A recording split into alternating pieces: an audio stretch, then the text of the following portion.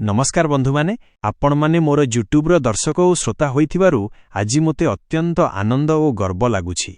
आजिर एही भिडियो केवल साधारण भिडियो नुहे, एहा आपणक जीवन रे एक नूतन दिग खोलिबाकू जाउछि। आजि मु आपणक पई एमिति गोटिए शुभ संदेश नै आसीछि जहा सुनिबा परे आपणक मन आनंद रे भरि जिवो एवं आपणक घरे शीघ्र मिठा बांटा जिवो। दयाकरी आजिर एही भिडियोटिकु एक महत्वपूर्ण संदेश भावे ग्रहण करंतु एवं शेष पर्यंत ध्यान सहित देखंतु, कारण आजि जे सत्य और सतर्कवाणी मु आपणक सहित भाग करिबाकू जाउछि ताहा आपणक वर्तमान और भविष्यत दुहींकु परिवर्तन करिदेबो। बंधु माने एहा सत्य जे भारत रे समस्तंकु एपरि सुजोग मिले नाही। केवल सेही लोकमाने एही पवित्र संदेश देखि पारंती जेउमानंक उपरे देवता मानंकर विशेष कृपा थाए। जदि आपण एही भिडियो देखुछंती तेबे निश्चित भावरे बुझंतु आपण भाग्यवान। बालाजी महाराज, माता रानी, देवी दुर्गा और देवी लक्ष्मी अपार आशीर्वाद आपणक उपरे वर्तमान वर्षित हेउछि। आसंता किछि दिन, विशेष करी आगामी 4 दिन और 72 घंटा आपणक जीवन पई अत्यंत निर्णायक समय। एही समय रे एमिति किछि घटना घटिबो जाहाकू कोनोसी शक्ति, कोनोसी व्यक्ति और कोनोसी षडयंत्र रोकी परिबो नाही। एहा भगवानक निष्पत्ति एवं एहा अटल। बंधु माने मु जाने जे आपण माने अनेके बहुत व्यस्त, दिनराति परिश्रम करूछंती, परिवारर दायित्व बहन करूछंती, आर्थिक समस्या, मानसिक चाप और जीवनर अनेक असफलता सहित लढुछंती। केबे केबे आपणकू लागे एते परिश्रम सत्वे मध्य जीवन रे आगकू बढ़ी पारु नाही। गत किछि वर्ष धरी आपणक जीवन एक परीक्षार माठ होइथिला। आर्थिक कष्ट, पारिवारिक कलह, चाकरी बा व्यवसाय रे बाधा, स्वास्थ्य समस्या एसबु एकाधारे आसीथिला।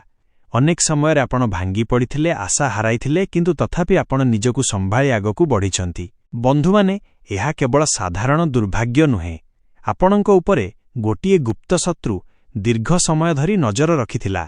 से व्यक्ति आपणक सफलताकू सही पारु नथिला।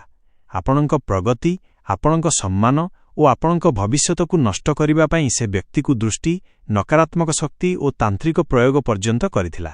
किंतु बंधु माने आपण एका नुहे, आपणक इष्ट देवता, परिवार देवता और 33 कोटी देवदेवी सबुबेले आपणक सहित थिले। सेही कारणरू समस्त नकारात्मक प्रयास विफल होइगला। जदियो ताहार किछि प्रभाव आपणक जीवन रे देखा जाइथिला, किंतु से केबे मध्य आपणकू संपूर्ण भावे नष्ट करि पारिला नाही। वर्तमान समय पूर्ण भावरे बदली जाइछि। शनिदेव आपणक कर्मर संपूर्ण हिसाब करि सारिछंती। जेते कष्ट, जेते धैर्य और जेते सत्तु आपण देखाइछंती ताहार पुरस्कार एबे आसीगला। बंधु माने एबे आमे विशेष भावे कथा हेबा मिथुन राशि, सील और सेमानंकर नक्षत्र फल संपर्करे। जदि आपणक जन्म राशि मिथुन, तेबे एही समय आपणक पई भाग्यर सुवर्ण समय। बुध ग्रहर शुभ प्रभाव आपणक उपरे पूर्ण भावे कार्य करूछि। जेते दिन धरी आपण अटकी रहिथिले सेही सबु बाधा एबे धीरे धीरे हटिबाकू जाउछि। मिथुन राशिर लोकमाने स्वभावतः बुद्धिमान, कथाबार्तारे पारंगत और समस्या समाधान करिबारे दक्ष। किंतु गत किछि वर्ष धरी आपणक बुद्धि और परिश्रम को यथोचित मूल्य मिलुनथिला। एहार कारण थिला ग्रहदोष और कुदृष्टि। विशेष करी आर्द्रा, पुनर्वसु और मृगशिरा नक्षत्र रे जन्म होइथिबा मिथुन राशिर व्यक्ति माने एही समय रे एक बड़ परिवर्तन देखिबे।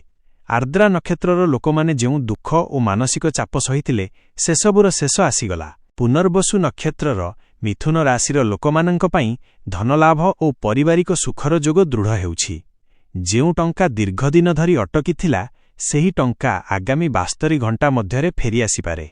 मृगशिरा नक्षत्र रे जन्म होइथिबा मिथुन राशि व्यक्ति माने एक अपेक्षित फोन कॉल किंबा संदेश पाइबे जहा आपणक जीवनर दिगकू संपूर्ण भावे बदलाई देबो।